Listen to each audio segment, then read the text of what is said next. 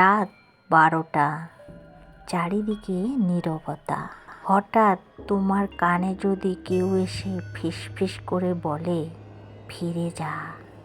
তুমি কি ফিরে যাবে নাকি মৃত্যুর দিকে? আজ আমি তোমাদের শোনাবো এক ভয়ঙ্কর ঘটনা, যেখানে একটা ভুল সিদ্ধান্তে কারো জীবন বদলে গেল। এই গল্পটা শোনার পরে তুমি আর রাত 12টার পর বেরোতে চাইবে না, কারণ যে ঘটনা ঘটেছিল সেই রাতে সত্যি খুব ভয়ঙ্কর। বন্ধুরা, আজকের গল্পটা এতটাই ভয়ানক যে ভিডিওটা শেষ পর্যন্ত দেখতে পারলে তোমাকে স্যালুট, কারণ আজকের গল্প গলা কাটা।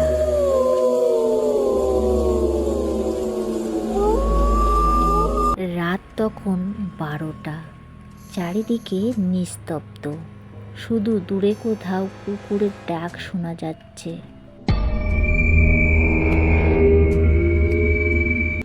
শিলিগুড়ির ছোট্ট গ্রাম, তার নাম চাঁদপুর। গ্রামটা দিনের বেলা খুব শান্ত, কিন্তু রাত হলে বদলে যায় সব কিছু।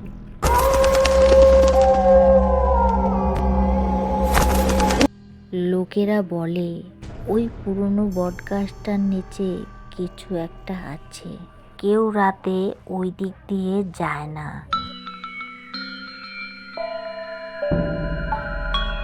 রাহুল নামে এক যুবক, সে শহর থেকে গ্রামে আসে।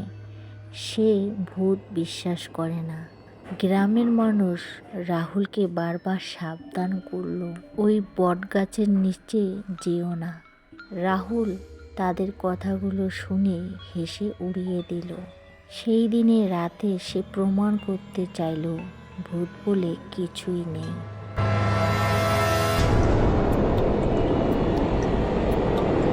তখন সময় রাত 1টা। রাহুল একটা টর্চ নিয়ে বেরিয়ে পড়ল। রাস্তাটা ছিল একদম ফাঁকা। হঠাৎ ঠান্ডা হাওয়া বয়ে এলো। হঠাৎ রাহুল শুনতে পেল কেউ ফিসফিস করে বলছে, ফিরে যা।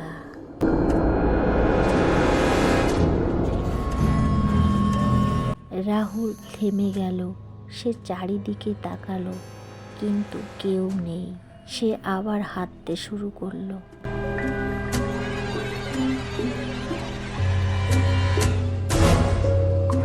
বটগাছটার সামনে দেখা যাচ্ছে অন্ধকার, ঘোর অন্ধকার। হঠাৎ রাহুলের টর্চটা নিভে গেল। চারপাশ আরো কালো হয়ে গেল। এবার রাহুলের বুক ধকপক করতে লাগলো।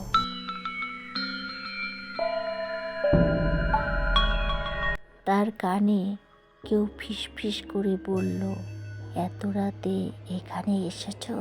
রাহুল আবার ঘুরে দাঁড়ালো।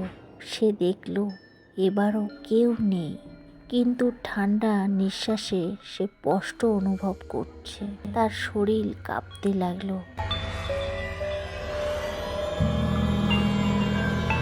হঠাৎ দূরে একটা ছায়া দেখা গেল। ধীরে ধীরে সে এগিয়ে আসছে, ঠিক মানুষের মতো, কিন্তু মাথাটা একটু কাত হয়ে আছে। রাহুল ভয় পেয়ে পিছু হাঁটলো। ছায়াটা ধীরে ধীরে রাহুলের কাছে আসলো। সে দেখলো ভয়ঙ্কর দৃশ্য।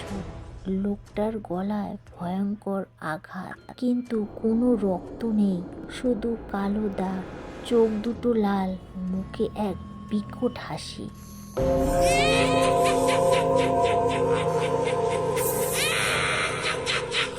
লোকটা ফিসফিস করে বলল, আমার গলা কে কেটেছে জানো?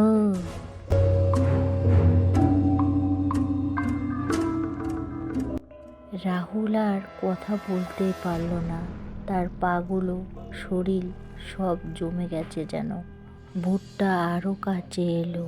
সে বলল, আমি সাহায্য চেয়েছিলাম, কেউ কাছে আসেনি।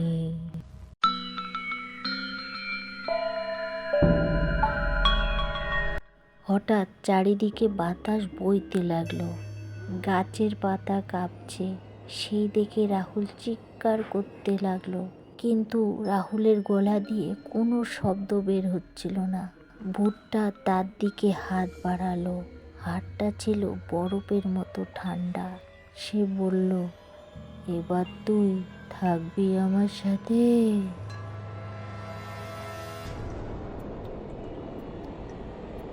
রাহুল ভীষণ ভয় পেয়ে গেল। সে প্রাণপণ দৌড় দিল। পিছন থেকে পায়ের শব্দ হচ্ছে। রাহুল দৌড়াচ্ছে। সে বারবার পিছন দিকে দেখছে। ভূতটা ধীরে হাঁটছে, তবু তার কাছে আসছে। রাহুল হোঁচট খেয়ে পড়ে গেল। সে মাটিতে পড়ে দেখল ভূতটা তার মাথার উপরে দাঁড়িয়ে।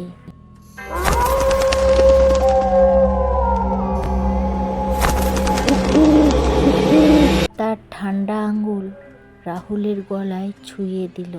রাহুল অনুভব করল তার শ্বাস বন্ধ হয়ে আসছে।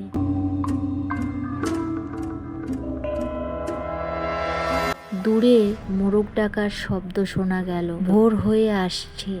ভূতটা হঠাৎ থেমে গেল, ধীরে ধীরে পিছিয়ে গেল, অদৃশ্য হয়ে গেল। রাহুল অজ্ঞান হয়ে পড়ে রইল।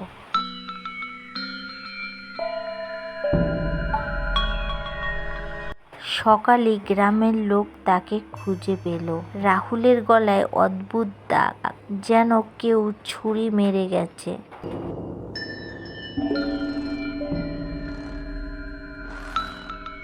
কিছুক্ষণ পর রাহুলের জ্ঞান ফিরে এলো। সে গ্রামের লোককে সবকিছু বলল।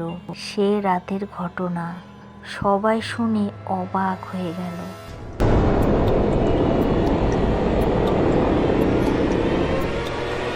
গ্রামের এক বৃদ্ধা বলল, ওটা ছিল গলাকাটা ভূত।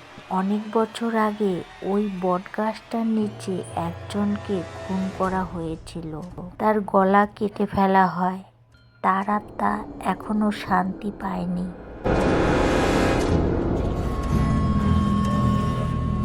রাহুল সেই দিনের পর থেকে আর কখনো রাতে বের হয় না। এই গল্প এখনো শেষ হয়নি। প্রতি রাত 12টার পর বটগাছের নিচে কেউ গেলে ফিসফিস শোনা যায়, আমাকে বাঁচাও। আর মাঝরাতে কেউ অনুভব করে তার গলার একটা ঠান্ডা স্পর্শ, যেন কেউ ছুরি ছুঁয়ে দিয়েছে। আজ যদি কেউ পিছনে ফিরে তাকায়, তাহলে দেখা যায় একটা গলা কাটার ছায়া। সে ধীরে ধীরে এগিয়ে আসছে। তো বন্ধুরা, কেমন লাগলো আজকের গল্পটা অবশ্যই কমেন্ট বক্সে কমেন্ট করে জানাবে। ভালো লাগলে আমার চ্যানেলটাকে সাবস্ক্রাইব করে দিয়ে পাশে থাকার অনুরোধ রইল। যে সকল বন্ধুরা এই কাজটা করে রেখেছো তাদের জানাই অনেক ধন্যবাদ।